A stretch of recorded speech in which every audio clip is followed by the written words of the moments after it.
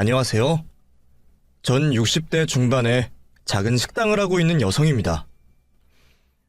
여러분들께 직접 인사를 하게 되니 기분이 이상하네요. 익명이라고 하지만 모르는 분들께 제 이야기를 말한다는 게 쑥스럽기도 하고요. 들어가는 나이처럼 주책도 늘어가는 건지 다른 분들의 사연을 듣고 있다 보면 제 이야기도 하고 싶어졌습니다. 그래서 자랑할 만한 이야기도 아니지만 용기를 내서 하게 되었어요. 따지고 보면 나쁘끄러운 이야기입니다만 저 스스로에게는 많은 점을 느낄 수 있게 되었던 일이라 다시 한 번 더 느슨해진 마음을 잡아보려 이렇게 사연을 적어보내봅니다. 그래서 너무 많은 질책과 꾸짖음은 안 해주셨으면 하네요. 저에게는 이 세상 어느 것과도 바꿀 수 없는 소중한 아들 한 명이 있습니다. 그 아들은 남편의 목숨과 제 청춘을 바쳐서 키워온 아들이었죠. 남편 사이에서 낳은 예쁜 아들과 평화롭고 행복한 날들을 보내던 도중 화마가 저희를 덮쳤어요. 새벽에 일어난 불로 인하여 빨리 조치를 취하지 못하고 이미 유독가스를 많이 마신 상태에서 화재 상황을 알게 되었던 저는 남편의 부축을 받고 집 밖으로 나올 수 있었습니다. 주변 이웃들이 소방서에 신고를 했지만 소방대원들이 도착하기 전에 나무 루바로 되어 있는 집은 빠르게 불길이 번져갔죠. 그런데 아들을 데리고 온다는 남편이 한참이 지나도 밖으로 나오지 못했습니다. 걱정이 되었던 저는 두 사람을 구하기 위해 집 안으로 뛰어들어가려고 했지만 주변 이웃들의 만류에 붙잡히게 되었죠. 발만 동동 구르고 있을 때 소방대원들의 도착에 맞춰 남편도 아들을 안고 집 밖으로 나왔습니다.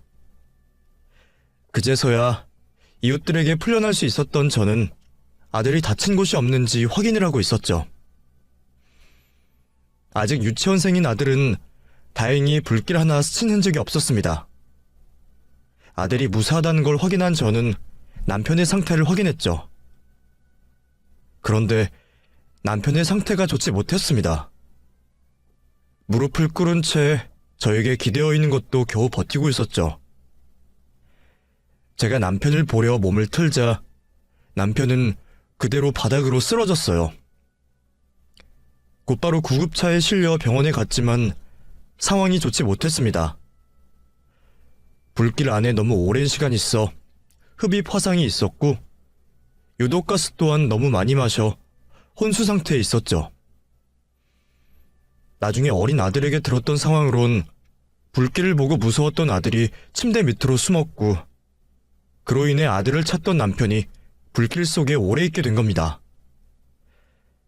그러다 겨우 아들을 찾아내어 멀어져가는 정신을 붙잡고 구출해낸 거죠. 이후 의식이 없는 상황에서도 남편은 삶의 의지를 보이며 노력해 주었지만 결국 병상을 일어나지 못했죠.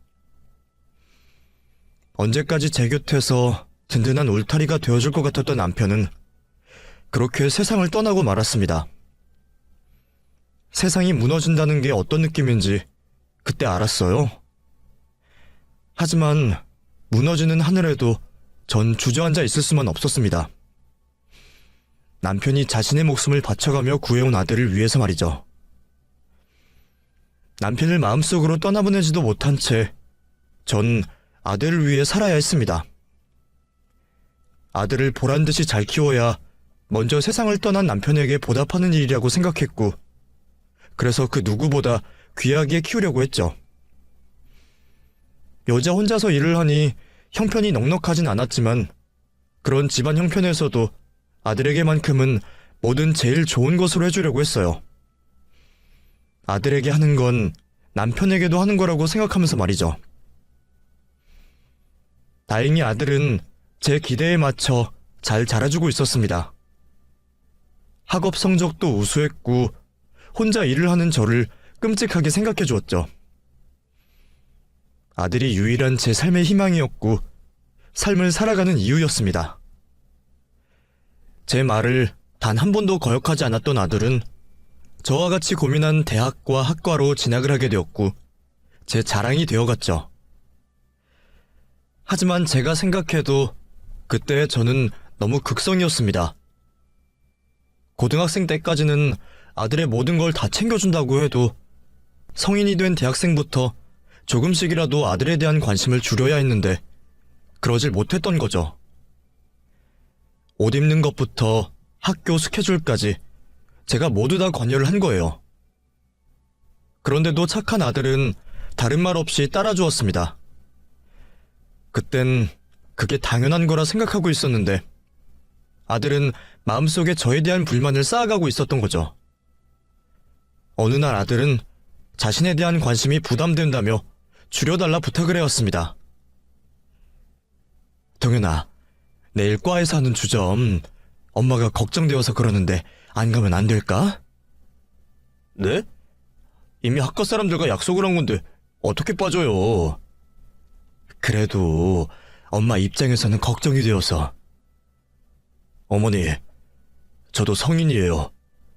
이제 더 이상 어머니 보살핌은 필요 없다고요. 군대까지 다녀온 아들 입장에서 생각해 보셨어요? 숨이 막힌다고요. 이 나이에 어머니 계획에 맞춰서 사는 사람이 어디 있어요. 제발 그만 좀 하세요.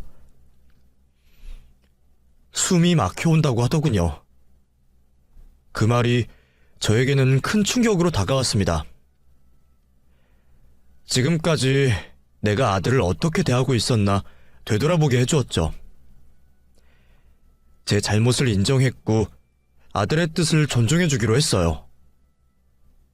그렇게 아들 일에 대해 관심을 억지로 외면하며 아들을 믿고 지내게 되었죠.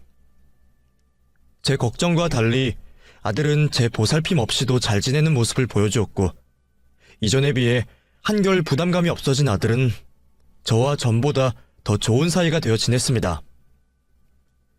이후 아들은 자신의 사생활 중 특히 연애 관련해서는 어떤 언급도 해주지 않았습니다. 부모로서 다른 건 몰라도 결혼할 때가 된 아들이 누굴 만나고 있는지는 궁금할 수밖에 없었지만 이전에 있었던 일로 인해서 절대 물어보지 않았죠. 몰래 훔쳐보는 것조차 하지 않았습니다. 때가 되면 며느리 될 사람을 데려오겠지 싶어 쏠리는 관심에도 억지로 마음을 돌렸죠. 그런 아들이 저에게 먼저 만나고 있는 여자친구가 있다며 자신의 연애를 알려왔어요. 진심으로 마음에 드는 여자와 연애를 하고 있다는 아들은 뭐가 그렇게 좋은지 여자친구에 대해 설명을 하는 내내 웃으며 칭찬을 저에게 해왔죠. 다행히 좋은 여자를 만나고 있어 안심이 되면서도 한편으로는 아들이 여자친구에게 너무 빠져있는 게 아닌가 싶어서 걱정이 되기도 했죠. 저에게 연애 사실을 밝히고 나서는 더는 숨기지도 않고 여자친구를 소개시켜줬고 얼마 지나지 않아 결혼을 하고 싶다며 말해왔습니다. 연애를 시작한 지 1년도 안 되어서 말이죠. 그때까지는 단순히 지금 사귀는 여자친구와 결혼을 나중에 하고 싶다는 걸로 이해했어요. 그런데 어느 날 아들이 정식으로 결혼 인사하러 여자친구가 올 거라며 말을 해왔죠. 마음의 준비를 채 하지 못하고 며느리가 될 아이의 인사를 받게 되었습니다. 예쁜 얼굴을 하고 있었지만 저 얼굴에 속아 넘어가서는 안 되겠다고 생각했죠. 아들 평생의 반려자가 될 사람이니 제가 눈에 불을 켜고 확인을 하려고 했어요. 그런데 며느리가 될 정연이라는 아이는 너무나도 완벽한 아이였습니다. 어린 시절 이민을 가게 된 정연이는 집안도 넉넉한 편이었고 대학도 미국에 있는 유명 대학을 나왔다고 했죠. 외국계 회사를 다니다 한국 지사로 들어오게 되었고 이직을 하기 전에 잠시 휴식을 가지다 아들을 만났다고 했습니다. 어른 앞에서 보이는 예절이나 말투에서 느껴지는 걸로 보아 많이 배운 것 같았고 성품도 훌륭한 것 같았어요.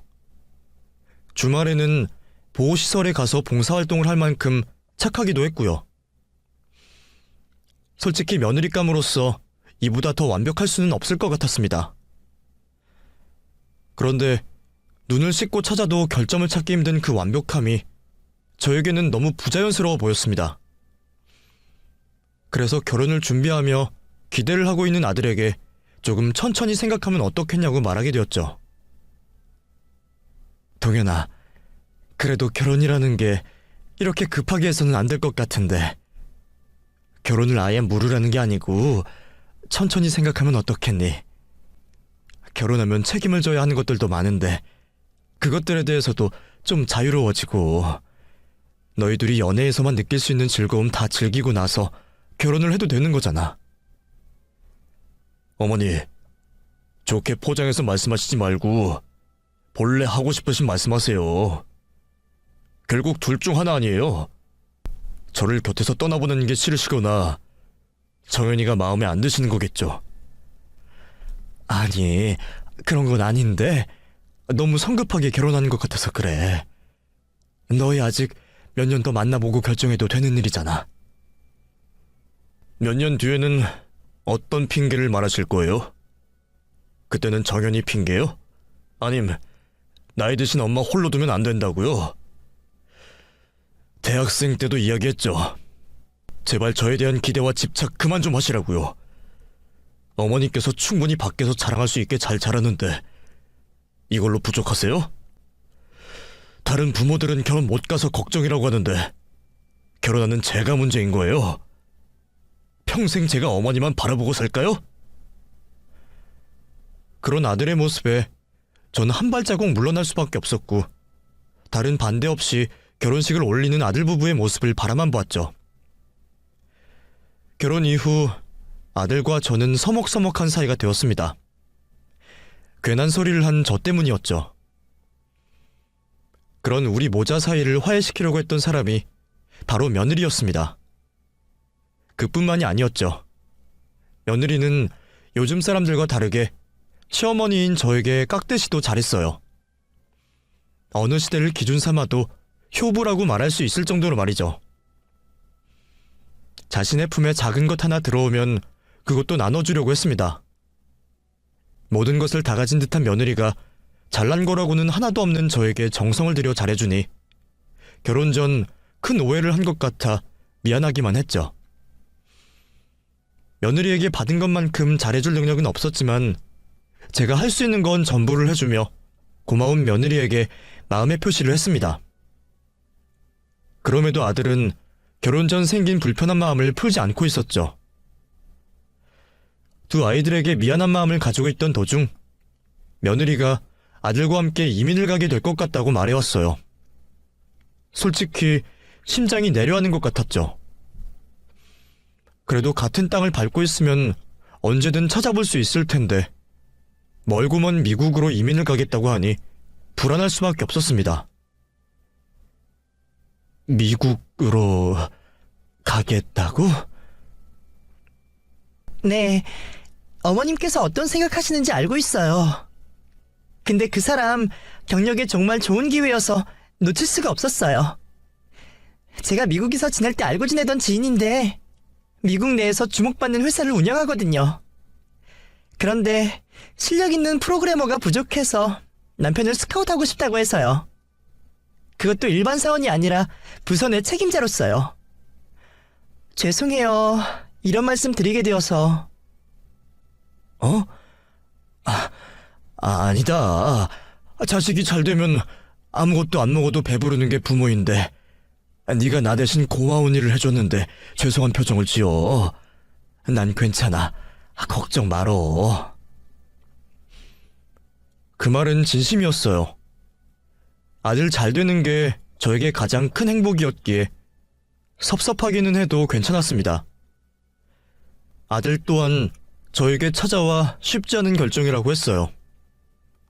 혼자 남게 될 저 때문에 며칠 밤을 새워가며 고민을 했다고 했죠. 그러면서 이해를 부탁해왔습니다.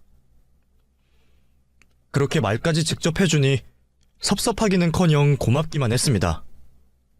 그날의 대화를 계기로 아들과 저는 화해를 하게 되었고 이민을 가기 전 얼마 남지 않은 기간 동안 많은 추억을 쌓기 위해 즐거운 시간을 보내게 되었죠. 그렇게 1년이 조금 넘어 아들과 며느리는 이민을 가게 되었어요. 아들이 이민을 가고 난 뒤에는 졸려가는 눈을 억지로 깨워가며 아들과 며느리의 연락을 받으려고 했습니다. 다행히 잘 지내고 있다는 말에 안심을 하고 한국에서 매일 두 아이의 무탈한 생활을 빌고 있었죠. 그런데 어느 순간부터 아들과 연락을 하기 힘들어졌어요.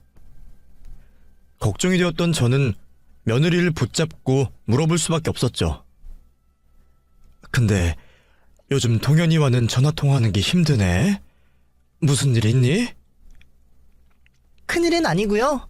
아무래도 생활이 조금 익숙해지니까 아예 처음 왔을 때보다는 적응하는 데 힘들어하고 있어요. 이제부터 본격적으로 이민에 적응해 가는 거죠. 그리고 업무 환경이나 방식도 한국과 달라서 힘들어하고 있고요. 너무 걱정은 하지 마세요. 그 사람 워낙 능력 있으니 잘 적응하겠죠. 제가 옆에서 내조 잘하며 잘 챙길게요. 적응으로 정신이 없다는 말에 걱정이 될 수밖에 없었지만 그래도 옆에 정연이가 있어 한시름은 덜었습니다. 제가 직접 해주는 것보다는 마음이 덜 놓이긴 했지만 그래도 그 상황에서 최선이라고 생각되었죠. 가끔 아들이 먼저 연락이 오긴 했습니다. 그 통화 때마다 아들은 타지 생활 적응에 힘이 많이 드는지 오랜만에 통화임에도 저에게 단답형으로 말하며 많이 피곤한 모습을 보였죠. 내 욕심에 피곤한 아들의 쉬는 시간을 빼앗는 거라 생각해서 전보다 통화를 줄이기로 했습니다. 부모가 되어서 아들에게 부담을 줘선 안 되겠다고 생각한 거죠. 아들의 소식은 며느리를 통해서 알 수 있었으니 그것으로 만족하자며 저 자신을 설득시켰죠. 그런데 언제부터인가 가뭄에 콩나듯 하던 아들과의 통화가 아예 연락되지 않았어요. 며느리 또한 마찬가지였죠. 걱정이 되어 주변 사람들에게 미국에 연락을 할 방법은 없는지, 혹시 제 연락을 피하는 건 아닌지 확인을 해보고 있었어요. 사돈되는 분들께도 연락을 해보았지만 연락이 되지가 않았습니다. 밤을 새워가며 아들의 걱정을 했고 미국을 가야 하는 건지 고민을 하고 있었죠. 그때 며느리가 연락을 해왔어요. 공항이라고 했습니다. 그리고 아들이 사라졌다고 말해왔죠. 다 큰 성인이 사라졌다는 게 이해되지 않았던 저는 며느리가 집으로 올 때까지 기다릴 수 없어 공항에서 집으로 오고 있던 며느리를 중간에서 만나게 되었죠. 너 아까 한 말이 무슨 말이야? 동현이가 사라지다니. 저도 무슨 일이 벌어지고 있는지 모르겠어요, 어머님. 남편이 갑자기 사라졌어요. 며느리의 눈물에 문제가 심각하다고 생각이 들어 자리에 털썩 주저앉아 버렸습니다. 혼미해지는 정신을 겨우 차리며 며느리에게 어떻게 된 일인지 다독여가며 물었죠. 그 사람 적응 때문에 많이 힘들어한다는 건 알았지만 유학이든 이민이든 타지 생활하면 전부 겪게 되는 과정이라고 생각하고 혼자만의 시간도 주고 빨리 적응할 수 있게 저 나름대로 사람들도 사귀게 해줬어요. 그런데도 너무 힘들어하더라고요. 최근에는 같이 일하게 된 동료들과도 문제가 있다는 말을 듣긴 했는데 그렇다고 이렇게 한순간에 없어질 줄은 몰랐어요. 잠깐 바람 좀 쐬고 온다는 사람이 들어오지도 않고 경찰에 신고를 해놨는데 찾지도 못하고 요 며칠 남편 찾아다니느라 정신이 없어서 연락을 못 드렸어요. 아니, 거기 경찰들은 뭐 한다고 하니? 그 대사관인가 뭔가 하는 곳에는 연락한 거야?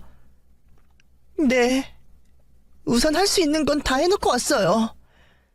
미국 땅이 워낙 넓어서 마음먹고 숨어버리면 찾기가 어려워요. 우선 미국 내에서 남편 찾을 수 있는 건 다 하고 왔어요. 전화로 말씀드리면 너무 걱정하실 것 같아서 또 남편 찾는데 도움 될 만한 것들도 챙기려고 한국에 온 거예요. 곧 미국으로 다시 돌아갈 건데 동현 씨 찾는데 최선 다할게요. 그러니 어머니께서는 너무 걱정하지 마세요. 며느리는 저를 안심시키려고 부단히도 노력했지만 안 할 수가 없었습니다. 어느 부모나 당연할 거예요. 하지만 저 먼 미국 땅에서 벌어지고 있는 일이니 제가 당장에 할 수 있는 일도 없었죠. 며느리는 저에게 한국에서 아들의 소식을 찾아달라 했습니다. 미국은 자신에게 맡기라고 하면서 말이죠. 그렇게 아들을 찾는 데 필요한 것들을 챙긴 며느리는 다시 미국으로 돌아갔어요. 저 역시 오매불망 아들의 소식만 기다리며 가만히 있을 수만은 없었습니다. 아들이 한국으로도 돌아올 수 있었고 주변 친구들에게 연락을 할 수 있었으니까요. 그래서 아들의 초등학교 때 친구부터 한국을 떠나기 전 마지막으로 다녔던 회사 동료들까지 모두 만나가면서 아들의 소식을 물어봤죠. 하지만 다들 하는 말이 똑같았습니다.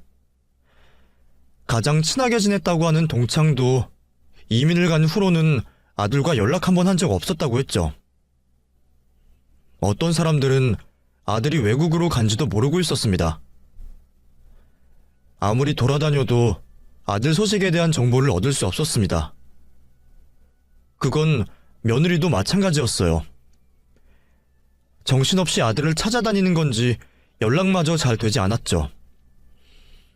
겨우 연락이 될 때면 며느리는 긴 한숨을 쉬며 아직도 동현이를 찾지 못했다고 했습니다. 정현아, 어떻게 동현이에 대한 소식 찾은 게 있니?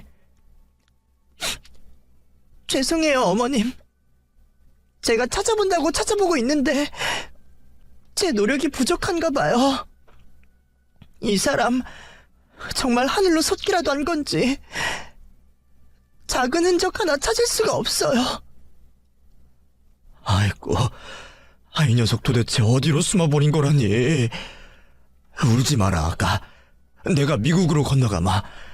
내가 영어 하나 못한다고 해도 혼자 찾는 것보다는 둘이 찾는 게 도움이 되지 않겠니? 내가 실종 전단지 돌리며 돌아다니마. 아니에요. 동현 씨 향수병으로 한국을 그리워했으니 돌아갈 수도 있어요. 어머님께서는 계속해서 한국에서 그 사람 지인들 통해 연락은 없었는지 알아봐 주세요. 그리고 여기는 저 아시는 분들이 계속해서 도와주시고 계세요. 그래도 내 자식이 그 나라에서 사라졌다고 하고 여기에는 작은 흔적조차 없는데 어떻게 무작정 거기 소식만 기다리고 있겠니? 또 너 혼자 많이 힘들어하는 게 느껴져서 내가 마음이 너무 쓰인다. 혼자 힘들어하며 견디기보다는 둘이서 아픔을 나누는 게 낫지 않겠니? 여기로 오시면 제가 어머님을 신경 써야 해서 동현 씨 찾는 일에 집중을 못할 것 같아서요. 도와주시는 분들도 많고 한국 대사관분들과 현지 경찰들도 동현 씨를 찾고 있으니 어머님께서는 한국을 맡아주세요. 저야 도와주시는 분들이 많아서 미국 넓다고 해도 막막하지 않은데 어머님께서는 홀로 전국 찾아다니셔야 하니 저보다 더 힘드시죠. 제가 가서 도와드려야 하는데 남편이 어느 나라에 있는지 모르니 죄송해요. 그래, 네 말도 일리가 있다. 내가 가서 도움이 되면 얼마나 되겠니? 동현이가 한국으로 들어와서 어디 조용한 데 있을 수도 있고 워낙 엄마한테 간섭받기 싫어하던 아이니까 친구들과도 입을 맞출 수도 있어. 네 말대로 내가 한국에서 동현이를 계속해서 찾아보마. 거기서 아주 작은 소식이라도 알게 되면 꼭 내게 전화해다오. 그게 한밤중이든 새벽이든. 알겠지? 며느리의 말에 따라 전 우리나라 전국을 돌며 동현이를 찾아 헤매다녔습니다. 동현이가 과거에 작성한 일기와 메모에 적힌 지역은 전부 다 찾아다녔죠. 수학여행, 군생활, MT, 친구들과 여행 등등 과거 동현이의 발길이 닿은 적 있는 곳이라면 모든 곳을 찾아다녔습니다. 그리고 동현이를 아는 지인들에게 동현이에 대한 정보를 숨기는 건 없냐며 애원을 하듯 물었어요. 하지만 정말 한국으로 들어오지 않은 것인지 어디에서도 동현이에 대한 소식을 찾을 수 없었죠. 그렇게 속이 새카맣게 타들어가며 3년이라는 시간이 지났습니다. 이제 정말 이 나라에는 동현이가 없는 게 확실했어요. 제가 직접 미국을 가보려고 했죠. 거기다 얼마 전부터 며느리가 연락이 되지 않는 게 미국을 가야겠다는 생각에 무게를 더 실어줬습니다. 동현이를 찾아야 하는 건 당연했고 불쌍한 며느리 신변에도 문제가 있을까 걱정이 되어 더는 한국에 있을 수만은 없었죠. 홀로 미국행을 알아보게 되었고 여권과 비자를 만들기 위해 바빠졌습니다. 서류 준비를 하고 집으로 돌아왔는데 우편함에 희한하게 생긴 편지 봉투가 들어와 있었어요. 무슨 편지인가 싶어 꺼내봤더니 글쎄 3년 넘게 찾아 헤맨 아들의 이름 석자가 적혀 있었죠. 아들 이름 석자에 눈이 돌았던 저는 급히 그 자리에서 편지 봉투를 열고 내용을 확인하게 되었어요. 그리고 그곳에는 정말 충격적이고 놀랄만한 내용들이 적혀져 있었죠. 아들은 지난 3년 동안 숨어 있었던 게 아니었습니다. 아들은 감옥에 갇혀 있었죠. 그것도 미국도 한국도 아닌 필리핀 감옥이었습니다. 아들이 왜 미국도 한국도 아닌 필리핀 감옥에 수감되어 있는지 소상히 알고 싶었지만 편지지 안에는 이 모든 게 며느리에게 속아넘어가 생긴 일이라는 말밖에 적혀있지 않았습니다. 대부분의 내용은 지난 3년 동안 감옥 안에서 얼마나 힘들게 지내고 있는지, 또 자신이 억울한 누명을 벗으려면 돈이 필요하다는 내용이 적혀져 있었죠. 몇 번이고 저에게 편지를 보냈다고 합니다. 하지만 번번이 답장이 오지 않은 걸 보면 며느리가 중간에 가로채기라도 하는 것 같다고 했죠. 자신에게서 편지를 받은 내용을 그 어느 누구에게도 절대 알리지 말라고 했습니다. 아들의 필체가 확실했고 3년 만에 찾은 소식이니 이 편지가 가짜라고 해도 아들이 있다고 하는 필리핀으로 갈 수밖에 없었죠. 저는 곧바로 필리핀으로 가게 되었고 아들이 수감되어 있는 감옥으로 찾아갔어요. 그리고 정말 열악하다고밖에 생각이 들지 않는 그곳에서 아들을 볼 수 있었습니다. 이민을 간 시간까지 포함하면 5년이라는 시간이 흘렀다고 하지만 그건 시간의 흐름으로 바뀐 얼굴이 아니었습니다. 처참하다고 표현해도 될 정도로 아들의 몰골은 말이 아니었죠. 과거 건강하던 때와 비교를 한다면 다른 사람이라고 해도 믿을 수 있을 정도였으니까요. 하지만 전 한눈에 알아볼 수 있었습니다. 제 아들이라는 걸요. 아들을 찾았다는 생각에 오열을 했고 아들 또한 3년 만에 만난 저를 보고 안심이 되었는지 눈물을 쏟아냈죠. 그리고 아들에게서 어떻게 미국이 아닌 필리핀에 오게 되고 감옥에까지 수감이 되었는지 듣게 되었습니다. 애초에 아들은 미국을 간 적이 없었습니다. 그건 저를 안심시키려고 했던 거짓말이라고 했어요. 며느리의 지인에게서 일자리를 소개받고 지내게 될 나라가 처음부터 필리핀이었다고 했고 자신도 알고 있었다고 말했죠. 하지만 필리핀으로 이민을 간다고 하면 제가 오만 걱정을 다 할 것 같아 저를 안심시키려고 미국으로 이민을 간다고 거짓말을 했다고 하네요. 그것 또한 며느리 머리에서 나온 생각이었다고 합니다. 나중에 자리를 잡고 안정적인 모습을 보이면 그때 저에게 사실대로 말을 하면 된다고 아들을 설득시켰다 했죠. 그렇게 넘어간 필리핀에서 며칠간의 휴식을 하고 나서 처음 며느리 지인이라는 사람을 만나 일을 하러 갔는데 앞서 설명받았던 내용들과 전혀 달랐다고 합니다. 처음 며느리가 말한 일자리는 필리핀 정부에서 주도하는 사업 중 하나를 하청받아 프로그램을 만들고 사이트를 관리하는 일이었다고 해요. 그런데 도착을 해서 보니 필리핀 정부와는 전혀 상관없는 일이었다고 했죠. 그곳은 인터넷 불법 도박과 보이스피싱을 운영하는 업체였다고 합니다. 업체 사람들이라고 하는 사람들도 처음 아들이 봤던 사람을 제외하면 모두 험악한 인상의 조직폭력배라고 했죠. 그곳에서 사이트와 서버, 프로그램을 관리해야 한다는 걸 알게 된 아들은 당연히 거절을 했다고 합니다. 그러자 그곳의 조직원들이 아들을 둘러싸고 협박을 해왔다고 해요. 경찰을 부르겠다고 했지만 욕설과 함께 계속해 협박을 해오는 폭력배들의 말에 어쩔 수 없이 승낙을 하게 되었다고 했죠. 어쩔 수 없이 당일에는 일을 하게 되었지만 집으로 돌아가면서 경찰과 대사관에 신고를 하려고 했답니다. 그런데 일을 마치자 그 조직폭력배들이 아들을 승합차에 태워 집 앞까지 데려다 주었고 직접 집 안까지 들어가는 걸 확인했다고 했죠. 애초에 세운 계획은 틀어졌지만 집안에서 그 계획을 실행하려고 했고 며느리와 자신의 신변을 지키기 위해 그곳을 도망치려고 했어요. 며느리에게 그날 있었던 일을 설명하고 도망을 치자 했는데 어쩐 일인지 며느리가 꼼짝도 하지 않고 아들을 쳐다만 봤다고 합니다. 그러더니 어디론가 전화를 했고 곧이어 낮에 업체에서 본 조직폭력배들이 들어왔다고 했죠. 네, 그렇습니다. 사실 며느리와 그 조직은 한패였던 거예요. 개발자인 아들에게 일부러 접근을 해왔던 거고 자신들의 경비를 최소한으로 아끼기 위해 필리핀까지 데리고 온 거였습니다. 결국 아들은 집에서는 며느리에게, 회사에서는 조직원들에게 감시를 받아오며 범죄에 동참하게 되었다고 해요. 밤낮 할 것 없이 자신을 감시하는 상황에 정말 어쩔 수 없이 일을 할 수밖에 없었던 거죠. 물론 몰래 도망치기도 했습니다. 늦은 밤 잠을 자고 있는 며느리 몰래 화장실을 가는 척 안방에서 나온 아들은 여권과 지갑만 가지고 도망치려고 했죠. 그런데 건물을 나오자마자 앞에 주차되어 있던 승합차에서 조직원이 나와 곧바로 붙잡혔다고 했어요.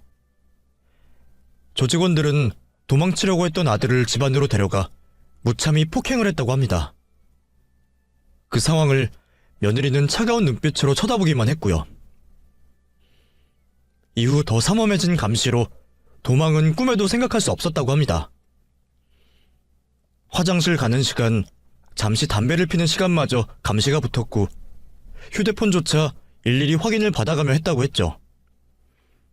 그러면서 한국에 있는 제가 다른 의심을 하지 못하게 아들과 잠시 통화를 시켜줬었고요. 그때 아들이 피곤해서 단답형으로 말했던 게 아니었습니다. 통화를 할 때마다 흉기를 들고 있는 사람들에게 목숨을 위협당하며 통화를 하고 있다 보니 짧게 단답형으로 말할 수밖에 없었던 거죠. 하지만 아들은 그곳을 도망치는 일을 포기하지 않았다고 합니다. 분명 다음번의 기회는 찾아올 거라고 생각하며 그들 뜻대로 일을 하고 있었다고 했죠. 그러다 아주 잠시 담배를 피는 자신에게 감시가 떨어졌다는 걸 알았다고 해요. 그 기회가 마지막일 수도 있다고 생각한 아들은 뒤도 돌아보지 않고 업체 건물에서 도망을 나왔고 몸을 숨겼죠. 매일 안대가 가려진 채로 승합차를 타고 집과 업체만 왔다 갔다 했으니 주변 지리를 알지 못했고 경찰서와 대사관이 어디에 있는지 알지 못했죠. 한동안 몸을 숨긴 아들은 현지인들에게 물어 경찰서를 찾아냈지만 그곳에는 조직원들이 대기를 하고 있었다고 합니다. 한인들이 머물고 있는 지역도 마찬가지였다고 해요.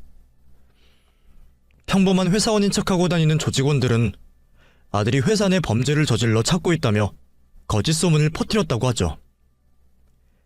결국 대사관으로 가는 방법밖에 없다고 합니다. 여행객들의 경우 업체 내에서 일하고 있는 사람이 위장을 하고 있을 수도 있었으니 함부로 접근하지 못했고요. 그렇게 대사관을 들어갈 기회만 노리던 아들은 적당한 때를 틈타 진입을 시도했지만 결국 조직원들에게 붙잡혔다고 합니다. 그 다음은 폭행과 고문으로 이어졌고요. 저번에는 폭행으로 마무리가 되었지만 이번에는 달랐다고 합니다. 아들이 끊임없이 도망칠 시도를 할 거라는 걸 알았던 조직원들은 위험 부담을 줄이려 했죠. 필리핀에서 자주 발생하는 세팅 범죄를 이용해 아들을 필리핀 감옥에 영영 보내버리기로 한 겁니다. 며느리와 조직은 아들이 마약 복용과 유통, 판매책으로 보일 수 있게 집안 곳곳을 조작했고 현지인들까지 끌어들여 아들이 폭행과 협박, 무기 소지까지 한 것으로 만들었죠. 그리고 경찰에 신고를 해버린 겁니다. 우리나라와 달리 필리핀의 경우 돈이 없으면 자신의 무죄를 밝히는 일이 거의 불가능에 가까웠습니다. 그것도 완벽히 조작해놓은 세팅 범죄의 경우 더더욱 힘들었죠. 조직원과 한패인 며느리는 당연히 아들에게 변호사를 선임하지 않았고 교도소 내 수질이 상태가 좋지 않아 생수를 사 먹어야 하는 상황임에도 생수 한 병 살 돈도 넣어주지 않았다고 합니다. 필리핀 감옥에 있는 다른 한국인 수감자를 통해 저에게 연락을 해보려고 했지만 그마저도 감옥 내부에 있는 조직원으로 인해 할 수가 없었다고 했죠. 재판마저 조직원들이 손을 쓰는 바람에 늦춰지며 평생 감옥에서 수감이 될 수 있었다고 했습니다. 그리고 교도소에서 겨우 저에게 보낸 편지들도 어떻게 한 건진 모르겠지만 며느리와 조직에서 가로채고 있는 것 같다고 했죠. 제 생각에도 며느리가 한국으로 돌아와 아들 소식을 알릴 때 조직원들에게 집 주소를 알려주고 매번 수거를 해갔던 것이 아닌가 싶어요. 아들을 찾아 나선다고 정신이 없을 때도 혹시 아들에 대한 제보나 정보가 날라오지 않을까 항상 우편물들을 확인했었거든요. 아들에게서 지난 이야기를 모두 듣게 된 후 아들을 찾는데 좀 더 적극적이지 못한 걸 후회하고 저 스스로를 원망했습니다. 며느리 말을 고지고대로 믿지 않고 직접 찾아가 봤더라면 이상한 점을 좀 더 빨리 깨닫고 아들과 일찍이 만날 수 있었을 텐데, 그렇다면 아들도 지금과 같이 힘든 생활을 하지 않았을 수도 있었을 겁니다. 당연히 악마 같은 며느리와 조직들의 잘못이었지만 그때는 그 모든 게 저의 안이한 태도로 생긴 일 같아 저를 탓할 수밖에 없었죠. 그래도 이제 아들을 찾았으니 다 끝난 거라고 생각했습니다. 돈이 얼마가 들던 간에 이곳에서 아들을 데리고 나올 생각을 했죠. 그런데 아들은 이제부터가 문제라고 했습니다. 단순히 변호사를 선임하고 재판을 받는다고 끝날 일이 아니라고 했죠. 감옥 내부까지 조직원들이 있어 제가 아들을 찾았다는 걸 알게 되면 감옥 안에서 문제가 발생할 수도 있을 것 같다고 했어요. 아들은 자신의 목숨이 위험할 수도 있다고 했죠. 거기다 사람을 도구 정도로 보는 극악무도한 놈들이라 제 안전도 보장하지 못한다고 했어요. 우선 면회가 끝나면 호텔 안에만 있으라고 했습니다. 그리고 한국 대사관과 경찰을 통해 그들이 운영하고 있는 불법 인터넷 도박과 보이스피싱을 하는 조직을 검거해야 한다고 했죠. 그런 뒤에야 아들은 자신의 무죄를 증명할 수 있다고 했어요. 아들은 저에게 며칠에 걸쳐 조직이 운영하는 업체가 있는 건물, 숙소, 구성 인원까지 자세히 설명해 주었고 전 그 모든 걸 하나도 빠짐없이 기억했죠. 그리고는 감옥에서 고생하고 있는 아들 때문에 떨어지지 않는 발을 떼어 한국으로 돌아가야 했습니다. 경찰에 알리기 위해서요. 수사를 요청했고 아들이 겪고 있는 상황과 함께 제가 기억하고 메모해두었던 모든 증거들을 제출하게 되었죠. 다행히 경찰들은 제 말을 믿어주었어요. 제가 제출한 조직원 신상들 중에 경찰들이 쫓고 있는 범죄자들이 있었거든요. 수사가 시작되었고 저는 아들에 대한 억울한 누명을 풀기 위해 대사관에도 해당 사실들을 알리며 아들의 안전을 보장해달라고 말하게 되었죠. 혹시 감옥에서 무슨 변고라도 당하면 안 되었으니까요. 다행히 아들이 알려준 정보로 해당 조직원 대부분을 잡을 수 있었습니다. 하지만 이 모든 일의 원흉인 며느리 그녀는 일이 벌어지기 전부터 한국으로 들어간 후였죠. 어떻게 보면 다행이었습니다. 그년만은 제가 직접 처벌을 내려주고 싶었습니다. 웃어야 할지 울어야 할지 저는 지난 3년 동안 아들을 찾아 헤매며 사람 찾는 일에는 이미 도 같은 상황이었고 며느리는 제가 아들을 만났던 것조차 모르고 있었죠. 자신의 신분을 꽁꽁 숨기고 주변 지인들까지 모두 거짓된 사람들로 내세웠지만 그래도 전 며느리의 정체를 알고 있는 사람을 찾을 수 있었습니다. 그리고 그 사람을 통해 여러 차례 사람들을 소개받게 된 저는 며느리가 숨어있는 장소를 알게 되었죠. 우리 아들이 받은 고통의 시간을 되갚아줄 시간이 찾아온 거예요. 지방 소도시 원룸에 살고 있는 며느리 집으로 찾아갔지만 붙잡힌 동료들 소식을 들은 것인지 집안에서 한 발자국도 움직이지 않았죠. 밤에도 작은 불빛 하나 새어나오지 않았어요.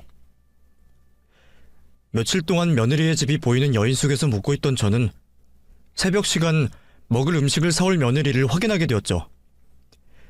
그리고 며느리가 집으로 들어가려는 그 순간 닫히는 문을 잡고 며느리를 안으로 밀어 넘어뜨렸습니다. 당신 뭐야? 누군데 함부로 남의 집에 들어와? 나다 이년아. 어머님? 어머님께서 여길 어떻게... 어머님? 인연이 누가 네 어머님이야? 나랑 우리 아들을 잘도 속여놓고 어머님이라는 소리가 나와?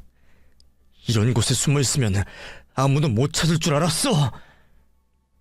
어머님, 무슨 말씀이세요? 제가 여기 온 이유가 동현 씨 찾으러 온 거예요. 이곳에 동현 씨 봤다는 정보가 있어서요. 거짓말을 하는 그녀에게 옆에 있던 프라이팬을 집어서 후려 갈겼습니다. 뻔뻔한 모습에 도저히 참을 수가 없었죠. 내가 아직도 모를 줄 아니? 네가 우리 아들 속여서 결혼하고 범죄에도 이용했잖아. 너네 조직들 정보 내가 아들에게 받아서 경찰에게 넘겼다. 재판장에서라도 니녀는 꼭 한 대 갈겨줄 거라고 마음먹었는데 고맙게도 네가 여기 있더구나. 이미 법은 법대로 다 알아봤으니 특수폭행으로 고소하려면 해라. 이미 아들 그곳에서 빼낼 준비는 다 해놨으니 나도 이곳엔 미련 없다. 그리고 죽기 싫으면 네 손으로 직접 경찰에 전화하고. 그때부터 일방적인 저의 폭행이 시작되었어요. 우리 아들이 그년 때문에 맞고 당한 일을 생각하면서 때리는 게 힘에 부쳐도 악을 쓰며 때렸죠. 작은 원룸에 도망갈 곳은 없었습니다. 일방적으로 폭행을 당하던 그녀는 결국 스스로 경찰에 전화를 하게 되었죠. 곧이어 경찰이 번호키를 뜯어내고 들어왔고 그제서야 제 복수극을 마칠 수 있었죠. 이렇게 한다고 아들과 제가 겪은 일이 잊혀지고 풀리는 건 아니었지만 처벌받는 모습을 가만히 보고 있는 것보단 속이 시원했습니다. 경찰이 오고 나서도 저는 이정현 그 여자가 수배범이라는 걸 알리며 순순히 경찰들을 따라 나섰죠. 저는 특수폭행, 협박, 주거침입 혐의로 기소가 되었고 징역 1년과 집행유예 2년, 보호관찰과 함께 90시간 사회봉사도 선고받았습니다. 후회는 하나도 없었어요. 오히려 너무 일찍 신고가 된 것이 아쉬울 뿐이었죠. 고소도 하기 힘들게 아주 아작을 냈어야 했는데 제가 행동한 범죄에 대해 처벌을 받는 동안 아들은 변호사와 함께 누명을 밝히는데 애를 썼습니다.